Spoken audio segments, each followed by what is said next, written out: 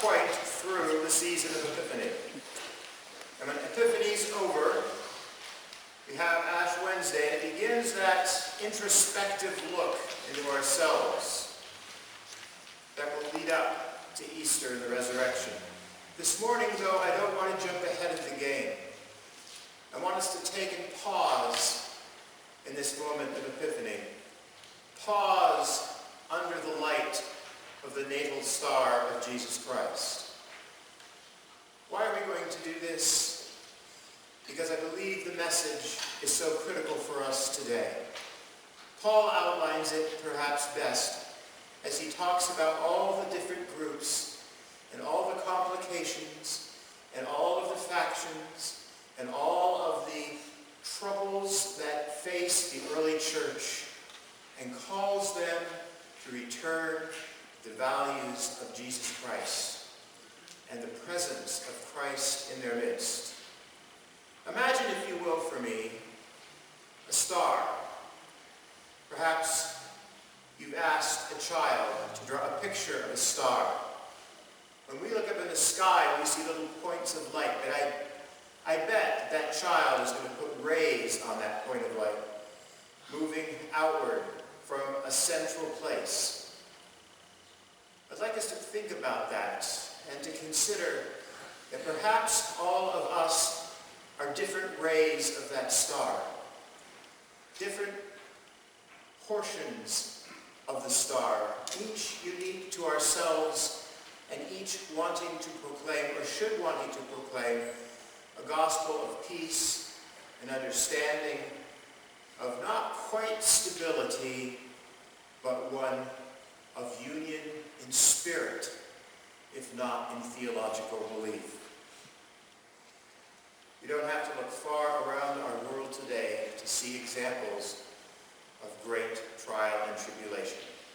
It seems as though something is going on every single continent, from forest fires in Australia, starving children in Africa, to the British deciding whether or not to pull out from the European Union. And even in America at this moment, I've not seen a more divisive nation than we have today. Paul does speak to that and calls us out of that, not to change our minds, but to be of one heart, not to be in agreement, except in the fact that we are part of the beloved body of Christ. Each one of the rays of that star, the child is drawn on a piece of paper, is a ray that leads to the center. And at the center is Jesus Christ. At the center is compassion and understanding. When I go home to visit my family in Vermont, it's always a bit of an adventure. And I try to pull aside one of my cousins and say, well, what's the latest political thing I should steer away from? And quite often I'm told, well, when it comes to your Uncle Carl and Aunt Annie, just steer away from it all. And so I do, because we don't have to agree. All we have to do is to be the body of Christ. And I know no more faithful people than my aunt and uncle. I do not know. And yet, we disagree on things. Our world is full of disagreements. It's full of the need, the quest, the desire, the hope of a loving God made manifest itself at Christmas. And that's what we have.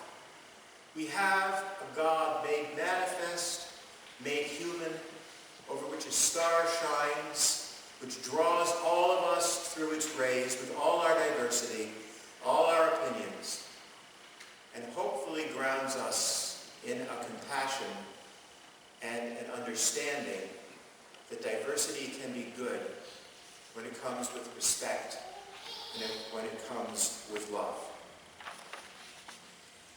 few months we are going to have a wonderful production of Andrew Lloyd Webber's Joseph and the Amazing Technicolor Dreamcoat. We're going to bring in lighting trees, and I bet you didn't know the pulpit moves, but it does. And we're inviting a community chorus of children to come in. We're going to have a 10-piece professional orchestra playing.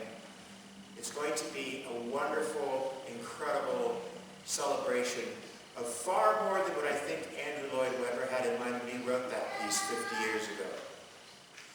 Because that dream coat that Joseph is given by his father Jacob, that dream coat has come in our world to symbolize so many things.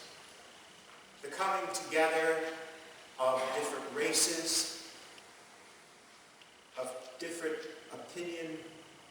I'm thinking for a moment, I talked to a parishioner who's making the coat, and she said, well, I've decided to go out and just buy all this beautiful material.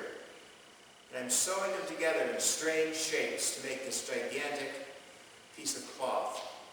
And then she's going to lay the pattern over the cloth and make the coat.